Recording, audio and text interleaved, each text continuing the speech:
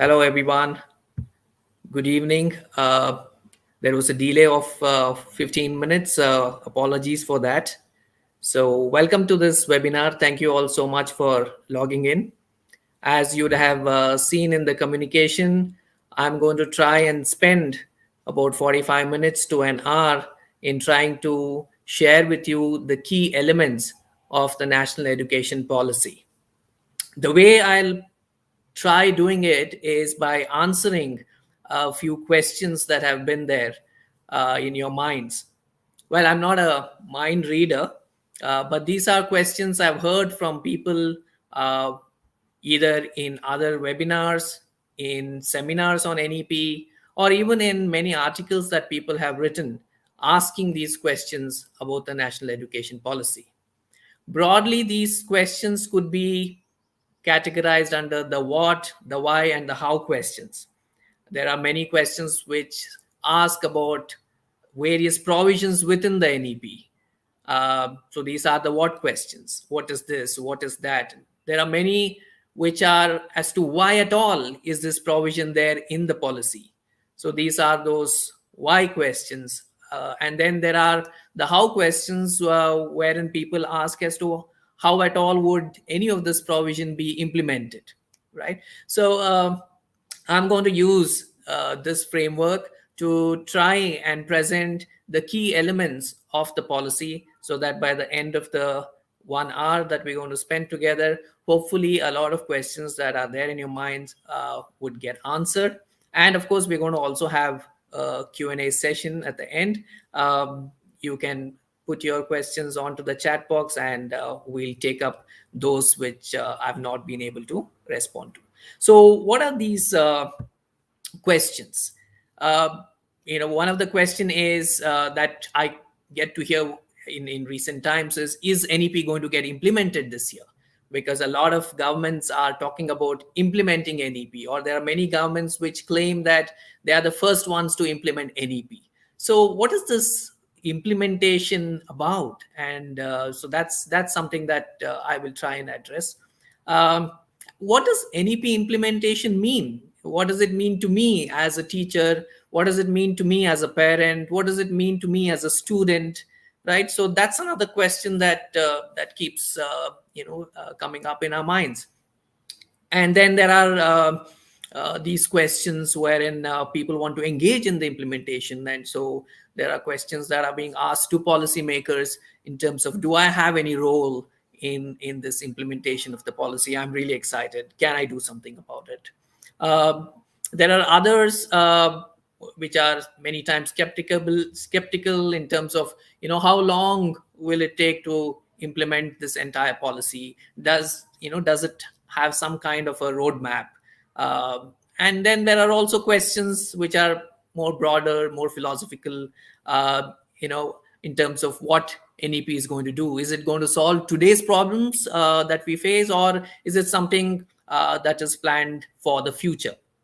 So these are the different kinds of questions that people have, and I'm going to try and address these. But before that, it's important for us to understand as to what is an education policy. At a broad level, what is an education policy? Uh, Policy is not a program which we straight away implement, right? So policy is at a slightly higher level. It is more like a vision document, a document that caters to the society that it wants to address. And so there are many issues in the society, and this policy document usually tries to address these issues which a society may be facing currently, or issues which one anticipates could come up in the future. Education policy hence specifically focuses on the educational aspects that the society faces, educational issues that the society faces, educational issues that could come up in the future. And hence, educational policy, or for that matter, any policy document, is not an implementation document. Implementation plan will have to be drawn out of a policy document, and this is something that we have to keep in mind. So what does NEP 2020 hence do? Well, it does provide us with a vision in terms of how our education needs to move forward. It addresses issues that we face in the Indian education system currently, as well as in which direction we have to move. So, in that sense, the policy uh, walks on two paths simultaneously, right? It treads across these two tracks. Um, it focuses on educational aspects across the various stages. It talks about education for children from age 3 to age 18. It talks about education for our youth from 18 to 23. It talks about education for teachers. It talks also about adult education. In fact, one of the first time that we in our country have had an education policy document which is as comprehensive as this.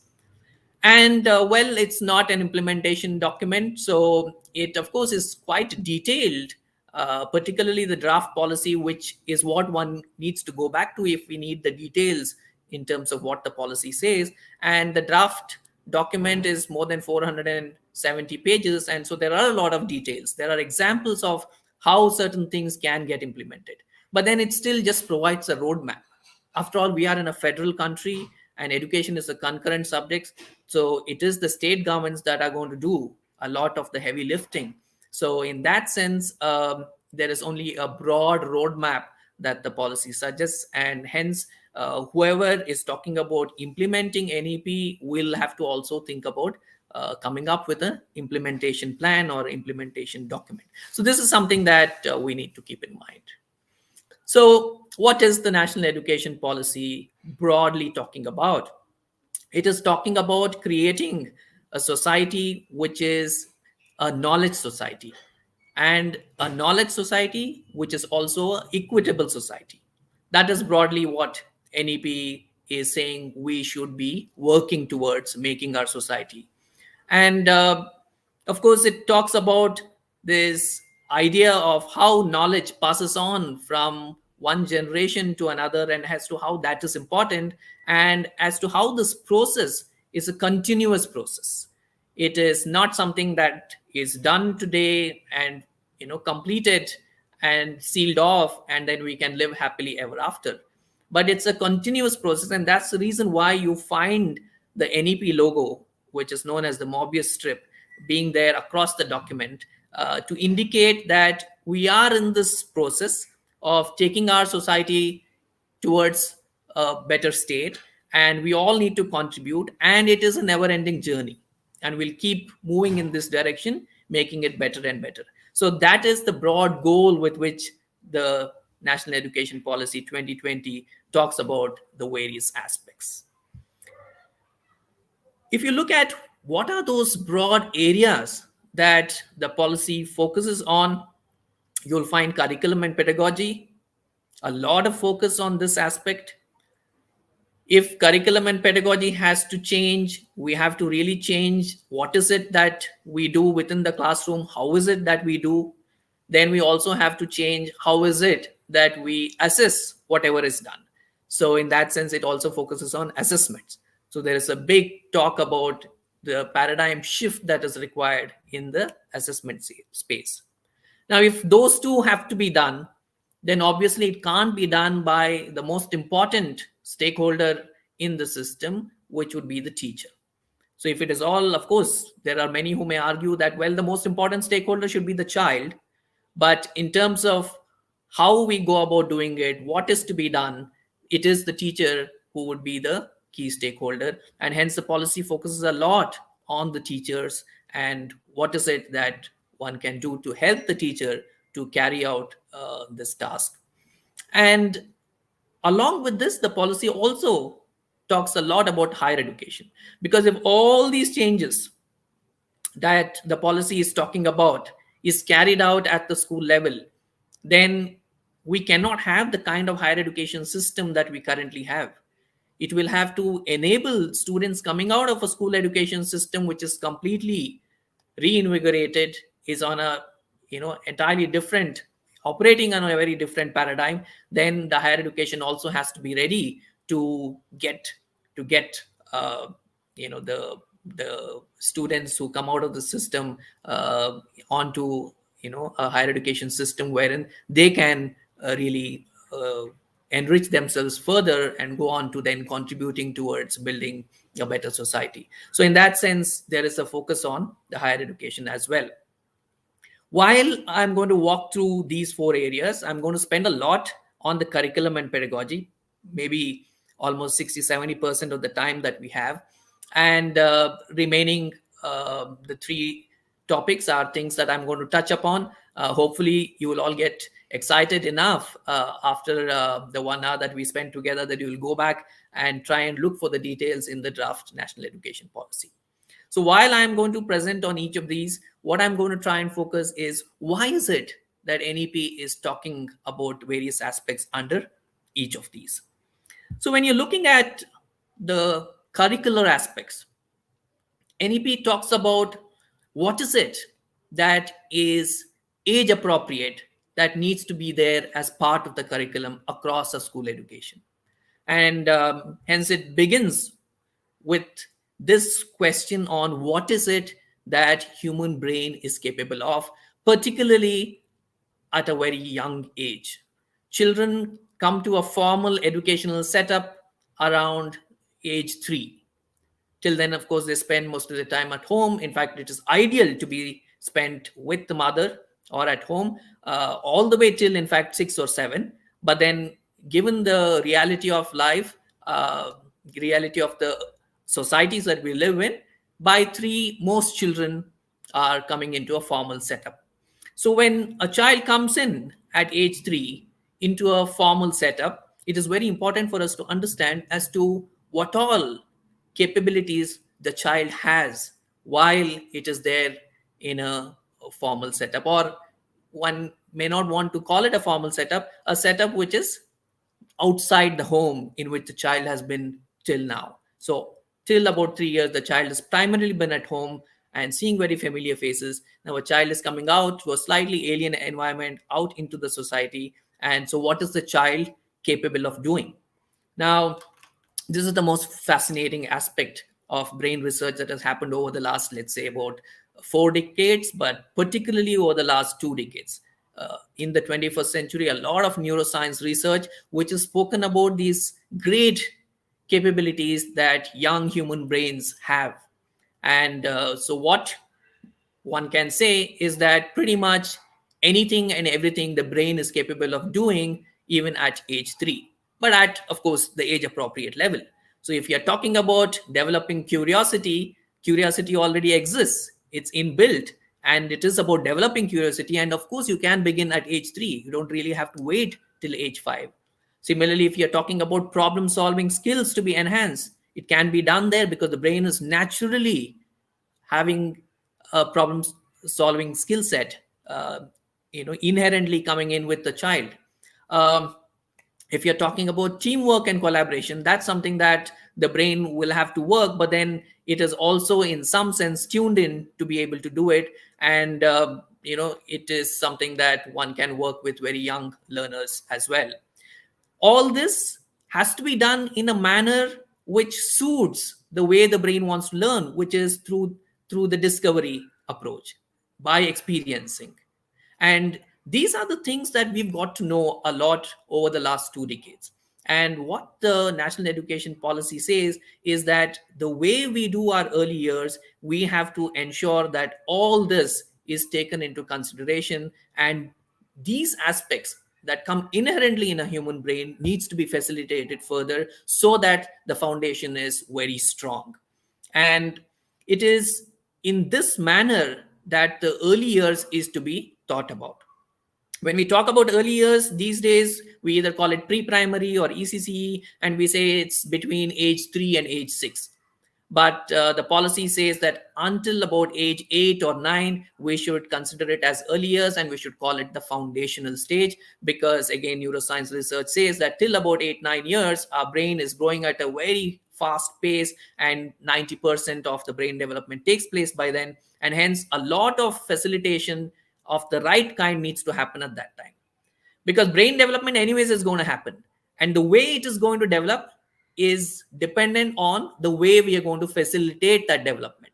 So that is the reason why it is very crucial in terms of what we do in those 5 years after the child comes out of the home. So that is age 3 to about age 8, 9. And the national education policy considers this as the foundational stage, the first 5 years of learning. One of the things that we've got to know from research is that almost all the various key aspects of brain development happens by the time the child is 5 6 years, and then slowly it starts tapering off, and by age 9 or so it kind of plateaus. And that is why at this point of time, it is very important that the foundational stage is set. Now the question is, hence, what do you do? What is it that the that a school system can do? Now policy is very clear, saying that we have to depend on research, and from there figure out as to what are the best ways to go about these early years. And one of the things that comes out very clearly, very strongly, is the importance of ensuring that every child has a very, very good grasp over oral language skills. And this is something, if you notice, particularly in our system, is missing. We don't spend enough time on helping children acquire oral language skills. We very quickly get them to start writing. We very quickly try and get them to start reading. But then it is important that the child uses all the various skill sets that it has to slowly move towards this. And that understanding is something which is very crucial. In fact, the research says that the kindergarten programs which have emphasized on oral language is very clearly showing that by the time child is leaving elementary school, the reading skills of the child who has gone through oral language kindergarten, that is while the child was about up to about 6 or 7, is almost above by about 5 years to a child who has not gone through such a strong oral kindergarten program.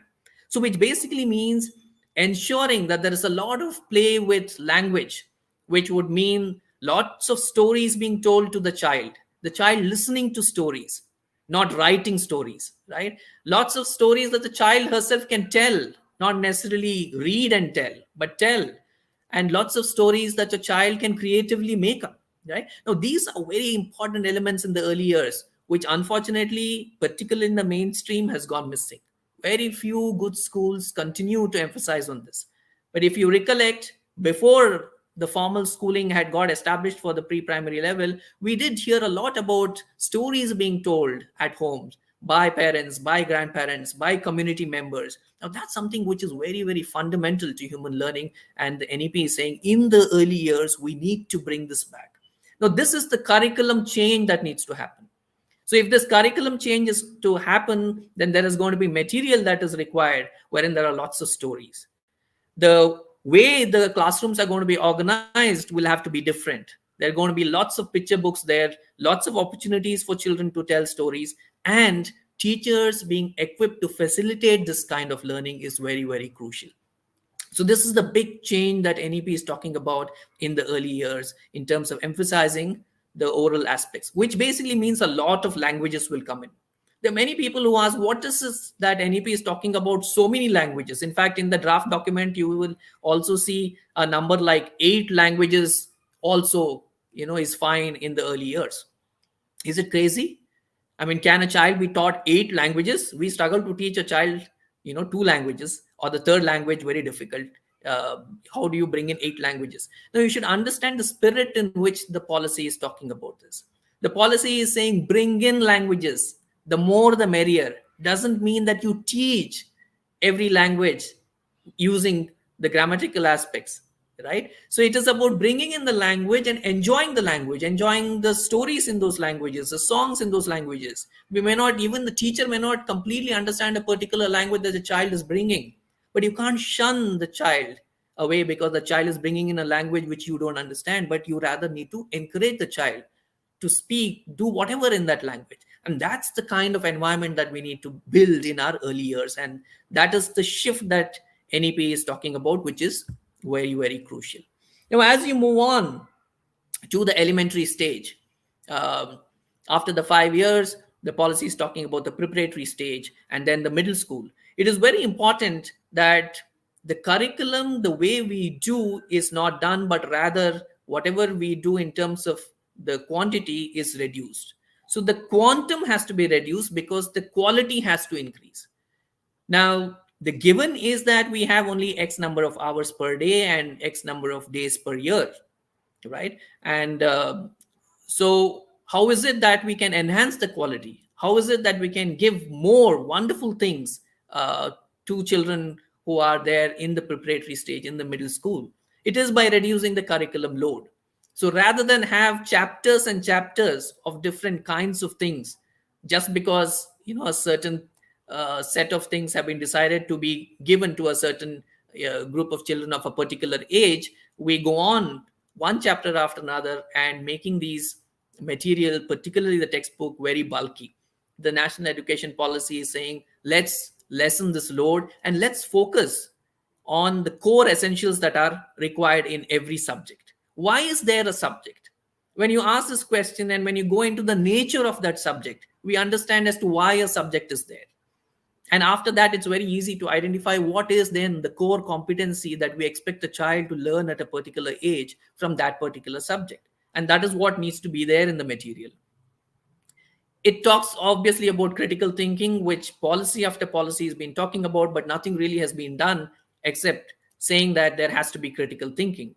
What do you do to ensure that we facilitate critical thinking?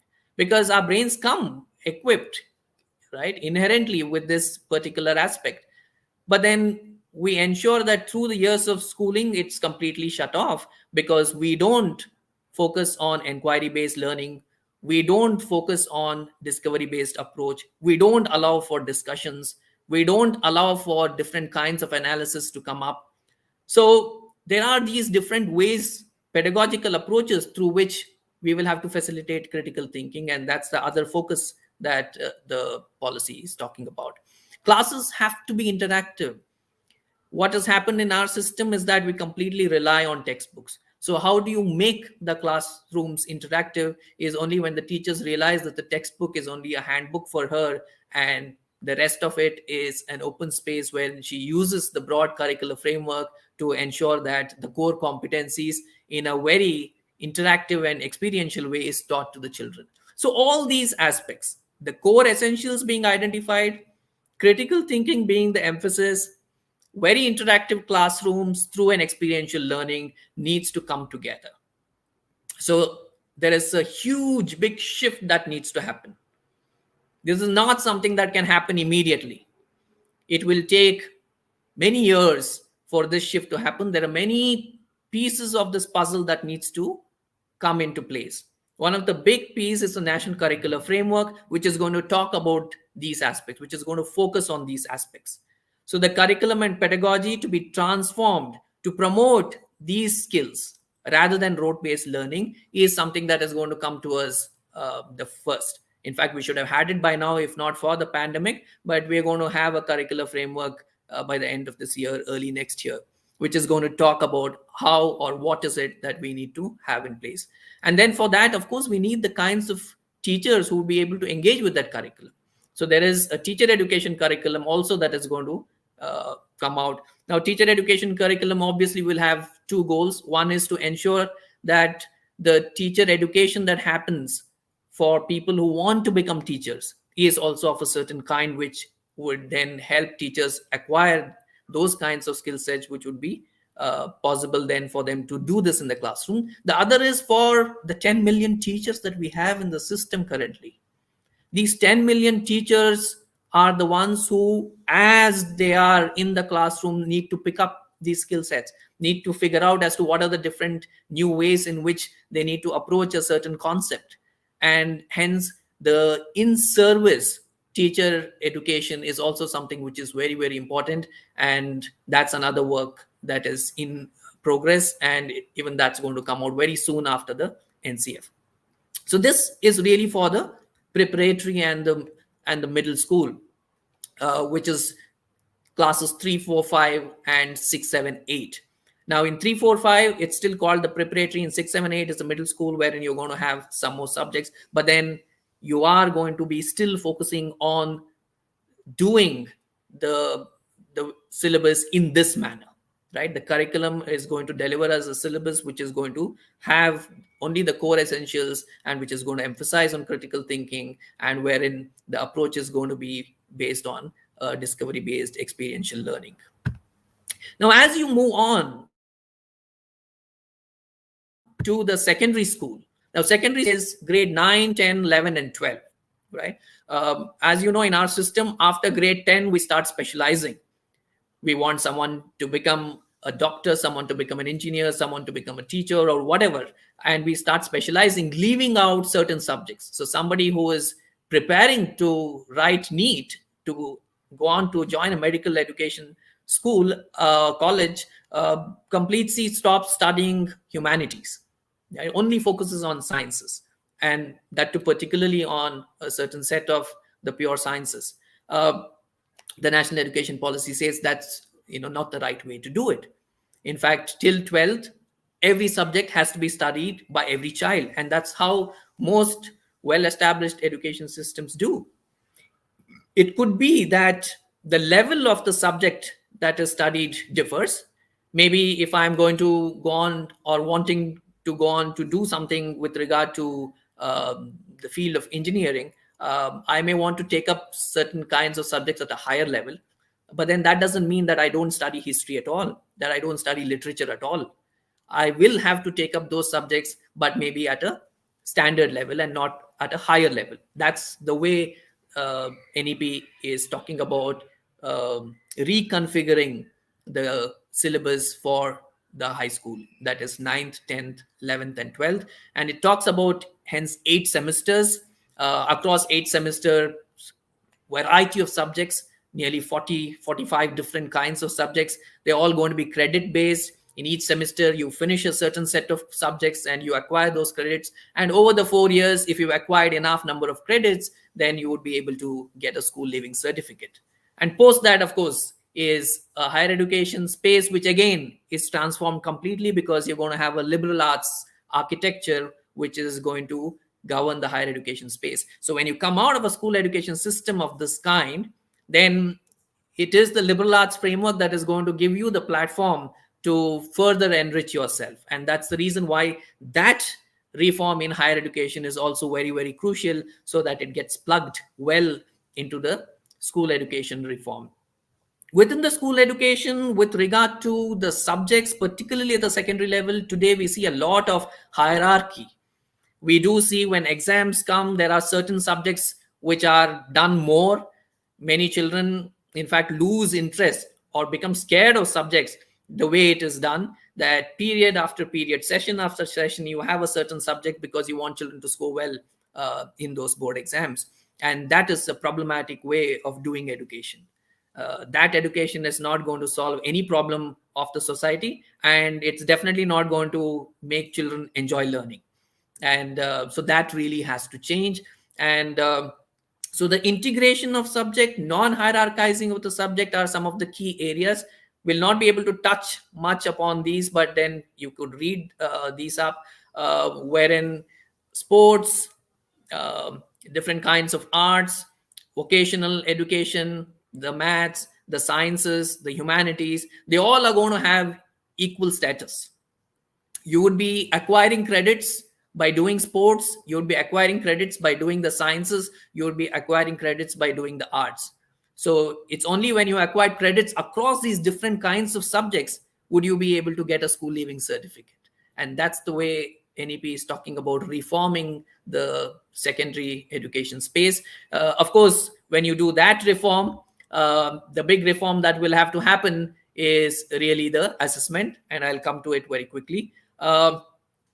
So to bring about this curricular change is why we need a structural change. Many times when we talk about NEP, we put up the structural change, and I know many of you have been through the document and who've heard many of these webinars. You all would have memorize by now the 5 plus 3 plus 3 plus 4 new structure. Why this new structure? Not because something new had to be done in terms of the structure, or there is something fancy about 5 plus 3 plus 3 plus 4, but because the curriculum and the pedagogy that I just shared with you requires this kind of a structure. This is a structure that is developmentally appropriate. So I spoke to you as to why those 5 years have to be the foundational stage, right? Wherein the play and activity based learning is going to be crucial. And then the preparatory stage is again a place where there is going to be more of the play and the discovery based learning. But there is going to be a slow transition over 3 years into a structured learning classroom environment. And then it is in the middle school, grade 6, 7, 8, that concepts are going to be introduced through the subjects. But again, through experiential learning. So the sciences, the math, arts, and everything else is going to be learned through a lot of projects. So project based learning is going to become very, very crucial in the way middle school happens. And then, of course, in the secondary school, it is also preparation for higher education. So those 4 years are one, preparation for higher education and preparation for life. There may be many students who after 12th may not be able to go on to join higher education, or may want to do something before going in for higher education. And so by the end of 12th, these students ought to be prepared after having gone through a regular schooling to go out into that world. Today, the higher education gross enrollment ratio is 25%. So anyways, we don't have 75% of the children going into higher education today. What are we giving them as a skill set? 75% of the children who do not go on to join our colleges, are we equipping them in our schools in order to take on life? NEP says that 25% needs to reach 50%, not 100%, by 2030, 2035. So even after a decade and a half, that 25% is going to go to 50%, which means half the children who go through our school are not going to be joining college. And so the school will have to equip them to ensure that they are able to play a very useful role in the society, as well as be able to stand on their feet very well.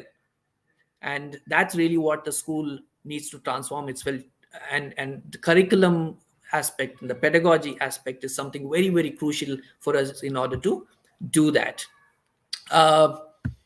So I'm going to skip a few slides. Moving on to assessment. And hence, this culture of assessment that we have today of board exams and finally everything coming there, to those few days of the board exam. And then post that, you again begin with a clean slate is how we operate. And that is really what needs to transform. So rather than that, there will have to be continuous assessments that need to happen, a lot of project-based assessments that need to happen, a lot of teacher-led, classroom-based assessments that needs to be given prominence. And it is only through this that everyone would know as to what is happening, what are the gaps, what the teacher needs to do, what effort the child needs to put, what kind of support the parents need to give. The board exams don't really give anything. We all know that it's a summative exam. It's assessment of learning. What needs to happen is assessment for learning. The more we assess, the more better we know as to what is it that we need to learn, how is it that we need to do it. Assessment as learning is another concept that today is very popular in well-established education systems, mature education systems. You learn as you are being assessed. As you do assessment, you continue taking in many new things and getting new perspectives. So these are the shifts that are required. The policy does not say that the board exams or the boards are going to be abolished. All that it says is that they can continue, but over a period of time they'll become redundant, because what is going to be of more importance is what the child is learning while it is in school, and hence the assessments that the teacher does is more important, because she's the one who will be able to guide the children in the right manner. And so over a period of time, it's the children's portfolios that are going to become very, very important and very useful. When a child finishes grade 12, maybe a college is not going to ask for a marks or a percentile that a child has acquired in a board exam, but the college may ask for the portfolio of work over the 11th and 12th, or portfolio of work over 9th, 10th, 11th and 12th, whatever it is, right? So that is going to become very important, because colleges are also going to be in the liberal arts architecture. So the shift that's going to happen is something very crucial. It's going to take a lot of time. uh, Work has already started, but before the shift happens, it is going to take time, because these are things that are not going to happen overnight. So which basically means that you're not going to get a report card at the end of an exam, which is how the system is. Reports cards are going to be progress cards, and these are going to be holistic progress cards. And in terms of what all can go into a holistic progress card is something that all of us can work towards ensuring that the kinds of progress cards that our children will have is something that all of us would find very useful. And so it's towards this kind of a progress card that the assessment reform is also working on. So other than the big assessment reforms, there are also these smaller aspects in terms of how a progress card is going to be, what is going to be useful for the teacher, what is going to be useful for the child, what is going to be useful for the parents. These are the things that NEP says one will have to work towards, keeping the philosophy as a backdrop. So this is really the change in assessment, wherein all of us will have to contribute in many different ways that we would we can and we would like to. So be it the teachers, be it the parents, there are different ways in which this contribution can happen. Maybe some other session we can go in detail, but there are many ideas that you may already have, and talking to various stakeholders within the education departments of the state is one way of ensuring that your ideas are passed on. The teacher, the other big focus area, other than curriculum and pedagogy and assessment, is something that NEP calls as the torch bearers of change. So it says that the success of any effort towards quality education is dependent on the quality of the teacher. So NEP talks about the 10 million teachers today and the millions of teachers who are going to be prepared for the future. The millions of teachers today, how is it that we treat them? Do we give them respect? What kind of respect do we give them? It's not about salutations. The respect that NEP talks about is, does the teacher even have a toilet in the school that she works in? A toilet that she can use? There are millions of schools today in our country where a lady teacher goes in the morning and comes back home evening or night, and for the first time uses a toilet. That's the situation in millions of our schools, and that's the kind of respect that we are giving to the teachers. And the NEP says, if we are to talk about quality education, if we are to talk about transformation, that can't go on. We have to ensure that there is infrastructure of a good school, and when we talk about a good school, it also means facilities for a teacher, good facilities for a teacher, facilities that can be used. And hence, of course, here is where the funds come in. And that's the reason why NEP says minimum 6% of the GDP, which has been asked for the last 50 years, is required. Otherwise, we won't be able to walk down this path. There is lots that need to be done in the infrastructure space. Curriculum and pedagogy or assessment reforms may not require that much money, but then these infrastructural changes require money, and these are the ways in which we also can ensure that the teachers are happy to be coming to school and happy to be doing their love, doing the job that they love, right? So that's one part. Recruitment is another. Career development is the third, which NEP focuses a lot on. What can teacher today expect herself to go on to become? At best, probably the head teacher or the principal. Aren't there any other career options for a teacher? Why can't the teacher go on to become a teacher educator herself? Why can't a teacher, after teaching for 5 years, 10 years, go on to teach in a university and be able to prepare more teachers, be able to prepare teacher educators? Those are the career options that are required. And NEP hence talks about those career options for all teachers. Today, a teacher teaching in a pre primary section, the option that she sees for herself is to go on to become a primary school teacher, go on to become a high school teacher, and then go on to probably become a principal. But NEP says if there is a very good pre-primary teacher, a kindergarten teacher, and after a few years she feels that she can actually share whatever she's acquired through her experiences, to a larger world, she should be able to move on to become a teacher educator, rather than become a primary teacher and the secondary teacher and go on to become principal and then something. So these are the different career options that are going to come about for teachers, and NEP has talked about a broad roadmap, which of course organizations like the National Council for Teacher Education will have to work on. Continuous teacher professional development is something which is very crucial. A teacher will have to be given this opportunity to continuously develop herself. And there is today a digital platform called Diksha. There is a teacher training program called Nishta by the Ministry of Education. And these are things that teachers have started using. But then online programs have limitations. These are kinds of programs now that will have to get into a blended mode. They will have to become in person as well. Lots of universities will have to start offering certification programs, diplomas to working teachers, so that whenever they feel a need, they can go and enhance whatever professional skills that they would like to acquire. And so that's the other aspect on which a lot of work is required. For many of you working in the teacher space, teacher educators, there is a whole lot of different kind of modules that will have to be prepared. Teachers are seeking different kinds of inputs, and those kinds of modules will have to be prepared. It can be prepared in collaboration with universities, because universities will have to offer these. Today, unfortunately, the kind of teacher professional development that happens is completely one-sided. In fact, many times it just comes straight away from the Ministry of Education in Delhi. The states just take it as it comes and ask all teachers to go through a 10-day program, whether they like it or not. So there is a training fatigue today. Teachers don't like training. In fact, the word training itself is problematic, and the way it is being done, it's hugely problematic. So it will have to now move from teacher training to teacher professional development in the true sense, wherein a teacher decides for herself what is it on which she would require professional development and chooses it.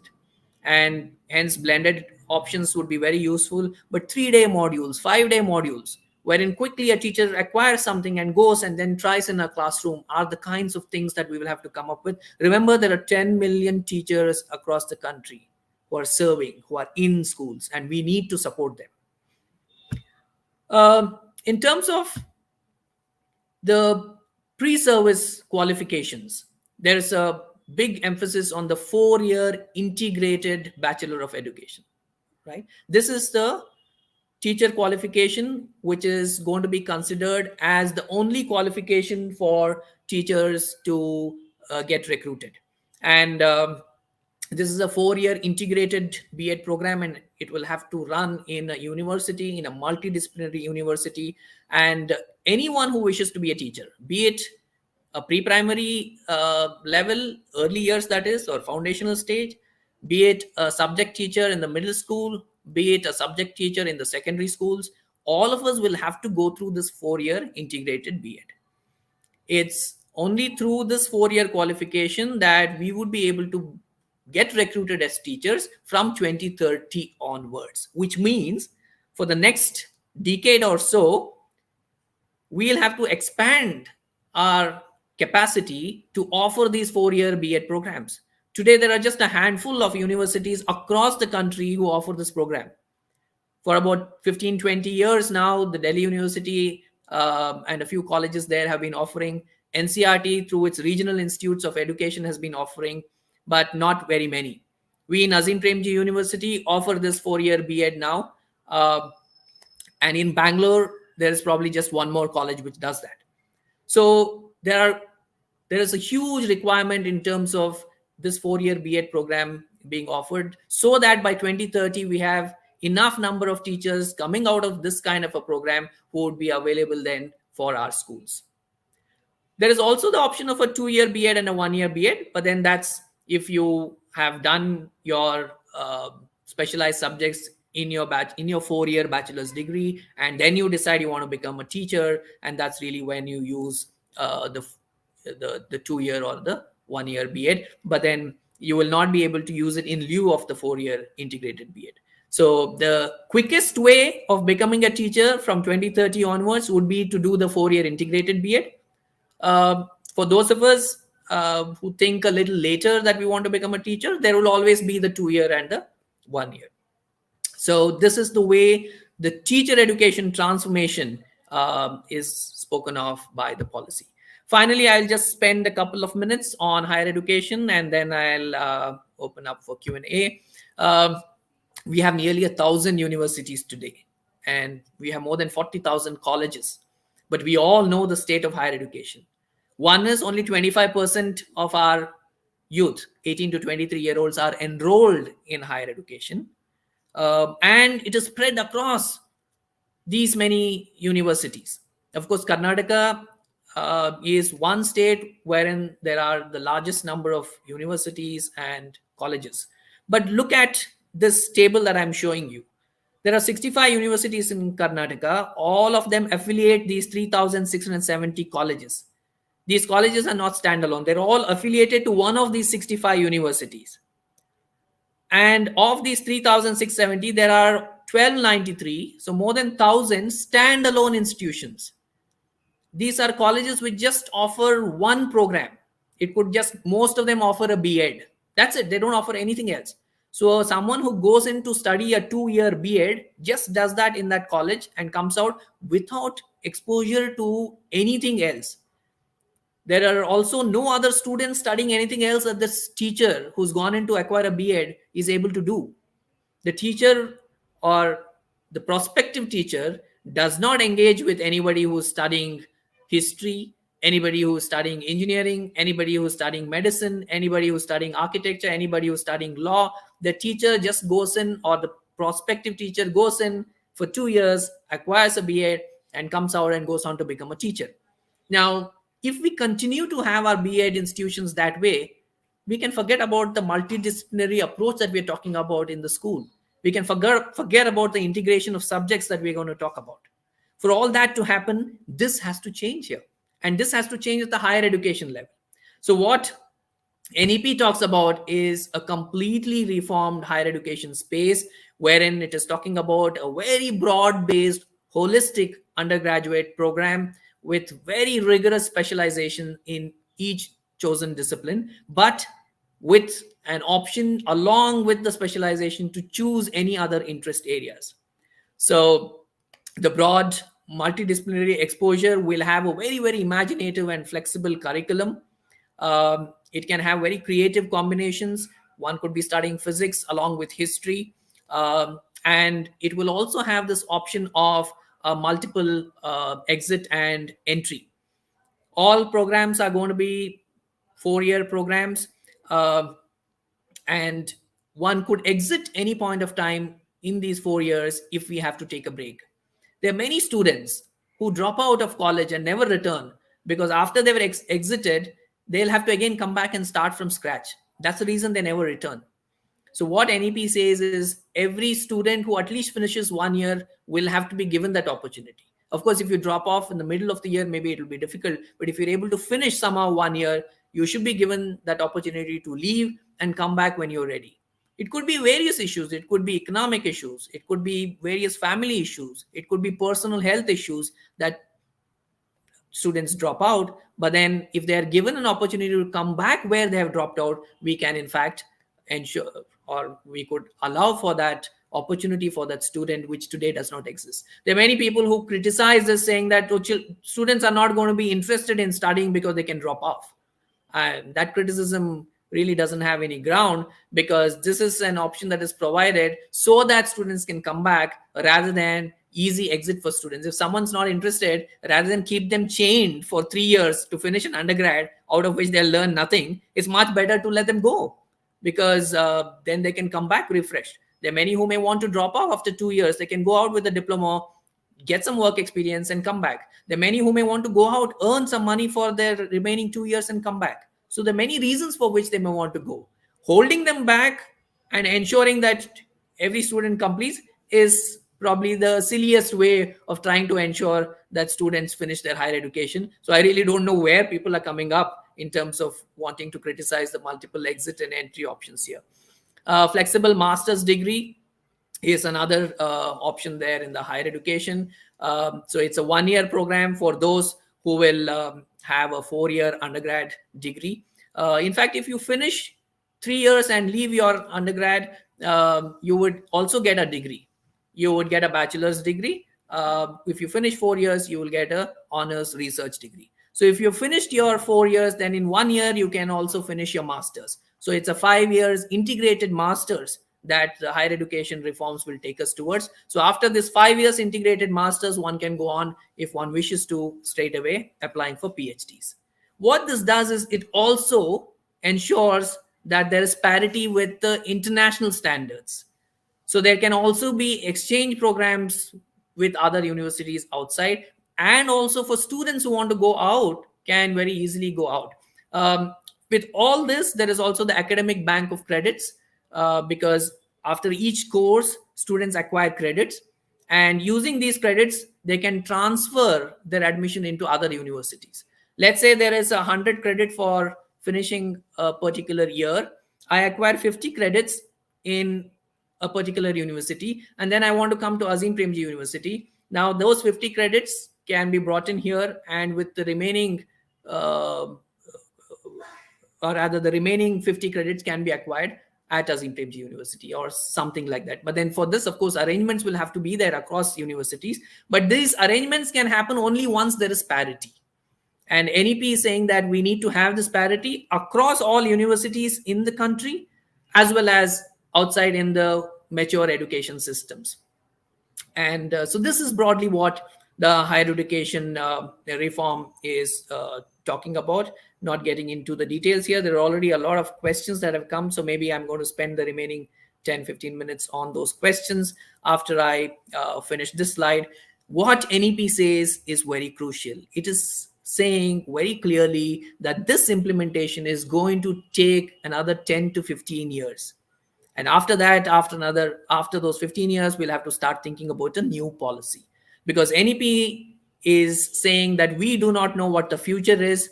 The reason why we have to do the early years that way, the school that way, and the higher education this way is because we have to ensure that we give our best so that the children, when they come into that unknown future, in this fast changing world, they are equipped with those foundational skills to deal with that unknown future, with that uncertainty. They should have all those skill sets to deal with that uncertainty, and that's what NEP is saying we should be doing. And they're talking about 10 to 15 years to implement it. The first ones in 22-23 are the NCF and the NCFT, but over a period of time, as I said, by 2030, teacher education qualifications and all earlier programs in place. And this is broadly the way NEP says we would go about implementing the policy, or the policy should be thought about being implemented in this phased manner over the 10-15 years, so that we are able to ensure that there is quality education which will help us towards building a better society. A society where there is a lot of optimism in spite of all the odds that our children may face in the future.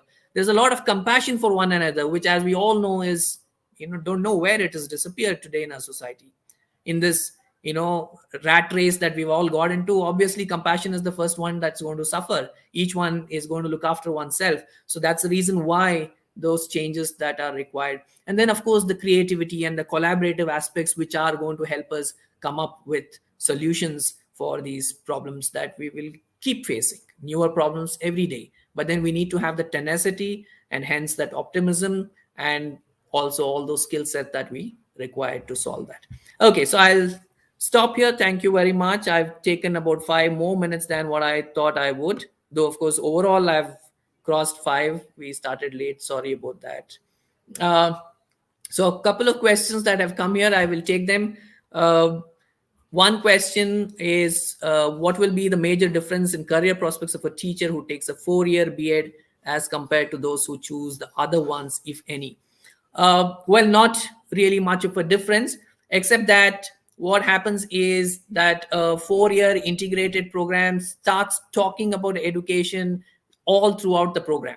Though in the first 2 semesters, there could be probably very general subjects, core subjects, such as, let's say, understanding India or child psychology. and then we are going to move into specializations, either early years or sports or anything. But in a 2 years program, that's not going to be possible to be taken in such a slow manner. But then the 2 years program, one would be able to get in there only if you already had a 4 year undergrad specialization in something.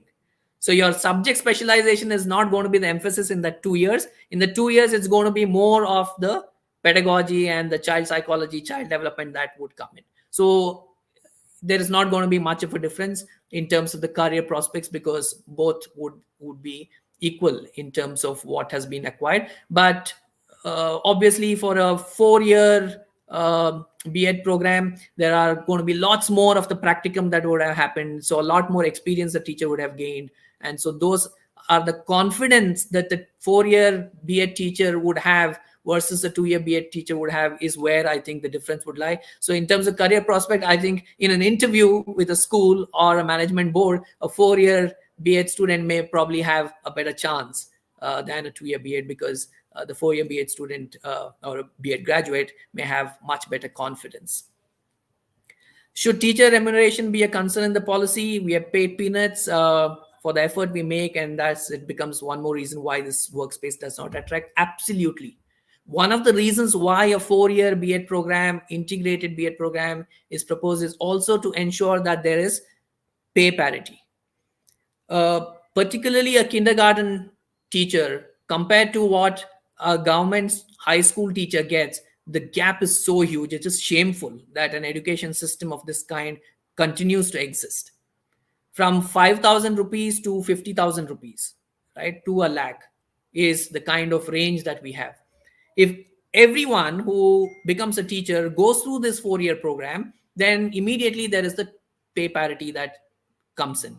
And that's something that NEP talks about. So even if I'm going to teach a 5 year old, and we all know that it's much harder to do that, right, to be able to facilitate learning of a 5 year old rather than try and facilitate something with a 15 year old or an 18 year old. So it's much difficult, but we get paid much lesser. What NEP is talking about is that both are roles of a teacher and both have their own complexities, and hence both have to be paid equally. But for that, both will have to have the same rigorous qualification. So once the qualification parity happens, the pay parity and the career prospect parity, promotions and other career development goals, all that would also fall into place. Yeah, the child be confused with so many languages is this other big question, right? Particularly when we say 8 languages. In fact, when NEP said 3 languages, everyone was again talking about how can you teach 3 languages. But the fact of the matter is the 3 language policy is always there. But NEP talks about it in a different way. Today we have a first language, second language, third language. NEP doesn't talk about languages being graded that way. It talks about language 1, 2, 3, all being taught at the same level, because we all know that third language is a sham, right? Most of us don't really get to learn anything. In fact, even by just knowing the alphabet, we'll be able to pass the third language, the varnamala equivalence. But then if we are to do justice to any language learning, we'll have to learn something much more useful. And so NEP talks about learning languages as well as we can, and making language learning fun. Multilingualism is something that NEP talks about. So minimum 3 languages at least as the child grows up. And in fact, saying that by the time the child comes into middle school, you can add in a fourth language also if the school has the resources to add in some other language. But when it talks about multiple languages in the early years, 8 languages or 9 languages, what NEP is talking about is creating a language rich environment. It is not talking about teaching language. For example, any government school that you take, you will have minimum 4 or 5 languages that children come with. Even in fact, any private school in a city like Bangalore, which has people from all over the country coming in, will have at least 4 or 5 languages in that classroom. Why shouldn't children be exposed to those languages in different ways? Why should it be just that one annual day wherein we showcase that? Why can't it be in different stories that happen on a daily basis? Why can't there be a class every day wherein these different languages are spoken about, and exchanges are made with these different languages? We try and do meaning making, whereas and when children talk about a certain word, talking about that particular word for that particular session, which is on languages, just to encourage The one, curiosity in terms of other language; two, respect for another language; three, just this beautiful idea of communicating through things that you don't know, but then you're trying to understand through sign language and through various other means, is in itself a bonding exercise, right? So this is something very crucial, particularly in a heterogeneous society such as ours. Today we don't do that, and because of which there are some students who are advantaged over the others depending upon what language is being taught in the classroom. Of course, along with that, English is one of the languages. It's an aspirational language. One of the reasons why parents want children to come into private schools is because English is a medium. What many of us don't realize is that it's not necessary to make something a medium to learn that language. And that is the reason why NEP says the best medium to learn subjects is the language that the child is closest to. If the child is in an English learning environment at home, it makes sense for the child to learn in English medium. But if the child is in an environment of another medium, it's most useful for a child to learn in that language. So for instance, if let's say I come from uh, Assam, and I speak some other language, and I'm here and I don't have Assamese, what is the next best bet is, if I am living in a community where there are English speakers, it makes sense for my child to go into an English medium. But if I'm living in a community wherein there are more Kannada speakers around, living in Bangalore, then it makes sense for my child, I being an Assamese, to learn actually in Kannada medium rather than in English. But what is important is a language like English is taught as well, and it's taught well. So it becomes a very, very strong language by the time the child finishes school. That's something which is very important. So this delinking between medium of instruction and language learning is very, very crucial. So children don't get confused with many languages. In fact, that's another research. It's unfortunate that we were given a natural environment where multiple languages existed, and because of some idea wherein we were told that too many languages would confuse a child's brain, we tried eliminating languages from our natural environment so that the child got only that language. In fact, many of you may have also gone to these schools wherein even today there are these schools. I hear from my students that they are punished if they spoke another language other than what is the medium of instruction, particularly if English is a medium of instruction and they spoke any other language that they got from outside their home language or the community language. They are punished, they are even beaten, even though hitting is prohibited and it's a corporal punishment. And if they're very scared about that, schools punish them in different ways. They take fines from them for speaking another language. Now this is because you're coming with this very regressive idea that a brain has very limited capacity. And today's neuroscience researchers say that the more the language, the better it is. Not just that the brain is able to acquire these languages. Language learning helps further enable or deepen the cognitive processes. So the more the language the child is surrounded with, the better is the cognitive process. It can learn other subjects better. So that's the beautiful natural environment we have in India, and we've been trying to ensure that that is completely taken away from the child, which is unfortunate, but hopefully we'll be able to bring that correction. Yeah, teachers with experience do not have a B.Ed. Well, we don't really have to at this point of time worry about a qualification, because what NEP is talking about, it realizes that there are millions of teachers today of the 10 millions wherein we've come in because we have a passion for teaching and we may not have a qualification. Qualifications are important, but then we've come in through our experiences, we've acquired a lot of skill sets which are very useful, which teachers themselves feel very confident about and children are enjoying. There are going to be teacher eligibility tests that we may have to take. We will not be required to do a B.Ed because B.Ed is going to be only for the new recruits, but for those of us serving, we will have to do the teacher eligibility tests. So teacher eligibility tests would give us that certificate then for teaching. But these are some things that are going to fall in place. The more important thing is for us to ensure that as a teacher, we're able to do what we ought to do for the future of our children, for that uncertain future of our children, because we really don't know what children who are today, let's say, in the primary classes, 10 years, 15 years down the line, are going to face. We don't know what the world is going to be like. We don't know what our society is going to be like. So we need to prepare for them. At the same time, continue to prepare them for whatever problems that we currently face in the society. The other question is, does NEP envisage an ease and change of mindset for teachers who hate the trainings? Well, that's the reason why NEP is talking about teacher professional development, which is self-paced and choice-based. Self-paced, because the teacher can choose to do this over 6 months, over 1 year. Choice-based, because as a teacher, the teacher will decide what is it that the teacher wants to do as a module. And that is the reason why the policy says 50 hours of professional development over a year. Those 50 hours could be spread in many different ways, unlike today, which gives you a 20 days training at one shot, which is dictated by NCRT, right? Which is meaningless, makes no sense. And so that's the shift that NEP talks about for those teachers.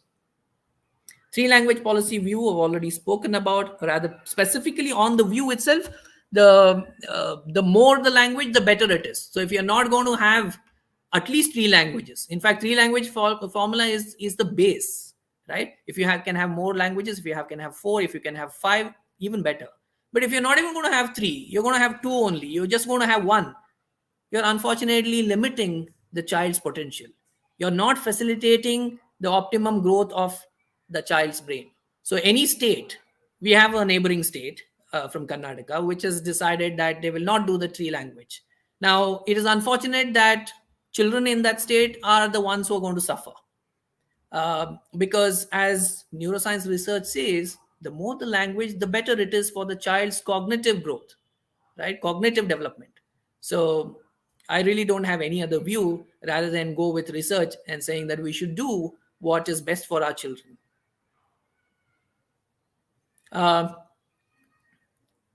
Objectives of education is basically, I spoke about it. This is a question which asks about the objectives of education that NEP states. But general education, it is in order to build a better society, a knowledge-rich society, a society which is not acquired knowledge only for the sake of knowledge and for a certain job that knowledge may give, but a knowledge that would help us solve our problems, solve our current problems, and solve the problems that may come up in the future, which we don't even know what kind they are. Now, that's the kind of society that we need to build. And NEP is talking about how do we do it now, and how do we ensure that children 20 years down the line would be able to do it. Is NEP implementation by schools mandatory? If not, how do you think the parity can be achieved? As I said, NEP is a policy. It's not an implementation plan, right? And particularly in a federal country such as ours, education is in the concurrent list. So the union government can only make a policy and can incentivize the states to adopt the policy. And it can influence the states to adopt the policy, but it can't mandate the states. So it will be left to the states, which will take on to implement the policy. Now, this policy is, in that sense, completely a progressive one, based on progressive ideas, based on research, and one which is expected because research says so, and it's based on research, expected to help provide a kind of education that then children can use to stand on their own feet and go on to ensure that they are using their brains at the optimum best. That is what the policy is trying to do.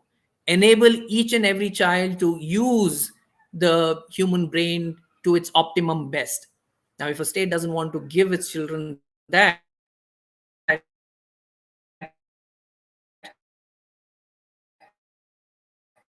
it's play. There is no state which says that we will not implement NEP. They may say we will not implement NEP 2020, but all the provisions otherwise they are going about implementing, because everyone realizes that what is being said in the NEP is more for the benefit of our children's growth. So NEP implementation by schools is not mandatory, but then if we are to have children who are going to come to our schools, obviously we have to change the curriculum and pedagogy. How long will we run the factories which we have named as schools? How long do you think that these children will keep getting jobs after having gone through this factory process? The more and more difficult it's going to become in a more and more uncertain world. So the more and more creative one has to be, the more and more uh, you know uh, ingenious ways in which children can use their intelligence, and that's the kind of schooling that children would require, from where they will see the benefit. So if schools are not implementing various aspects of the policy, they are either regressing in the way they are thinking, is how I would see it.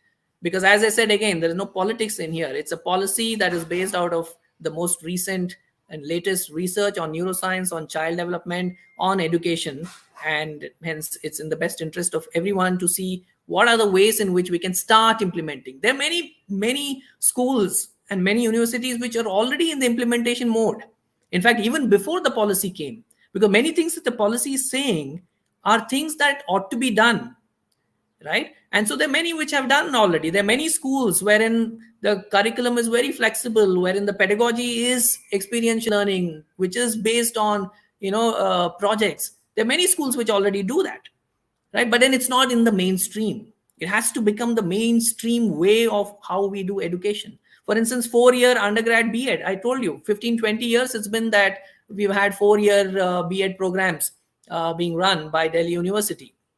Azim Premji University is going to have its first batch of students coming out of a 4-year B.Ed.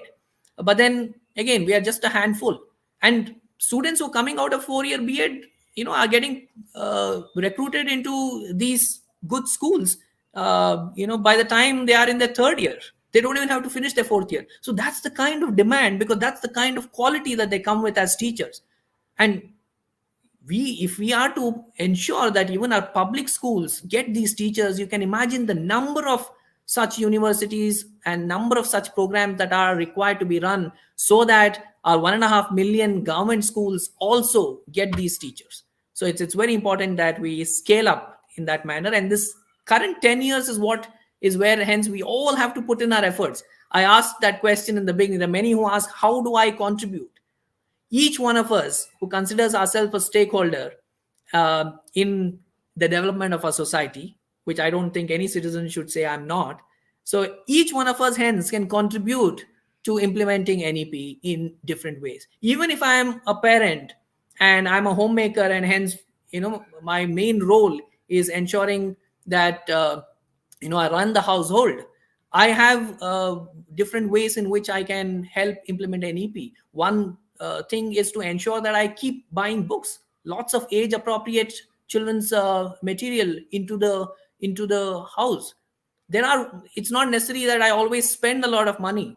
There are very good children's literature at very nominal prices. National Book Trust has small storybooks. The cheapest, in fact, I was going through their list just last week. The cheapest book that they have is 5 rupees 50 paise. Have you ever heard of a 50 paise today? The cheapest book is 5 rupees 50 paise, National Book Trust. It's a story. So stories like that, right? And we have Tulika, we have the Pratham books, we have large number of children's publishers who, from where we can acquire age appropriate children's literature. There are many children who say that they don't like reading. What have you been reading? Someone goes and gives them one big fat religious book, or a big fat adults, some, let's say, some classic, right? But then something for an older child, and going and giving it to a 5-year-old child. Obviously the 5-year-old child will lose interest, not just in that book that we have given, but in reading itself, in stories itself. Now, we can avoid that by ensuring that our children get age appropriate children's literature in the languages that we can read, if we can buy those. So how can I help? As somebody who's at home, I hope I can keep aside at least half an hour for my child to read a story to my child. It's a very beautiful experience, and it ought to be done. And what am I doing by reading a story to my child at home in my own language? Because that's the language that I know to read. I am implementing NEP, right? So that's something that we can think of. Yeah, so I think we've 5:30, half an hour more than the scheduled time. We'll close here. A couple of questions. I'll answer them very quickly, but if you have any questions, feel free to write to me. My email ID is rishikesh@apu.edu.in, Rishikesh, Rishikesh at the rate of apu.edu.in. So I'll just put it up here as well. You can write to me with any questions that you have. We can have a conversation. As I said when I began, this is a policy document. It is not an implementation plan. There are lots of states which are working towards implementing, towards coming up with an implementation plan and implementing NEP. So wherever we are, we can associate with various groups in the various states which are working on trying to implement it. One of the activities that are going on currently is developing of position papers on different topics in NEP. Um, so you can find out from your respective state governments as to what is that activity, and if possible contribute to it. These are position papers on various subjects: teaching of math, teaching of science, what kind of vocational education can be brought into schools, integration of school education with higher education. So these are the different kinds of things that are happening. So I do hope that many of you show interest, and you will also hopefully get an opportunity to contribute. Just to close with this question, that many feel that if one acquires less content knowledge in the major subject while doing a 4-year dual degree, the focus is divided. Well, the content knowledge is not going to be less at all. In fact, across the 4-year degree, a particular subject is going to be something that is going to be taken up at a rigorous level. So one is going to be really as well equipped as one can be. I mean, look at the alternative is a 2-year B.Ed, which until a few years ago was 9 months, right? So a 4-year B.Ed degree is the ideal way of becoming a teacher, because it gives us that room to acquire so many other interconnected aspects to teaching, which is what is crucial. And that's the reason why B.Ed will have to be located in a multidisciplinary university. In fact, NEP says that in the next 10 years, there should not be any single discipline universities. Every university will have to become multidisciplinary in nature, so that students can have exchanges, they can take courses from other disciplines, and that is the way that you generate new knowledge in higher education. See, this reform in higher education, one should also remember, if we are going to get these students from the kind of education, school education NEP talks about, we can't do the higher education the way we are doing now. What we do in higher education across 3 years of undergrad is teach students what otherwise they should have learned in high school. So we are teaching in higher education, but higher education is a place where knowledge generation needs to happen. So we need to move into that phase of knowledge generation in higher education, and that can happen only when we reform the higher education the way NEP is talking about, which is very, very crucial. Yeah. So I'll stop here. I'm so sorry for this 15 minutes delayed start and 15 minutes extension, and we've reached 5:30. Thank you so much for being part of this webinar. We are going to have a series of webinars from the School of Education, Azim Premji University, on very, very interesting, exciting, eclectic topics. So watch out this space for many such webinars, and I'm sure other topics are going to be even more interesting than the one that I presented you with. Thank you. See you all.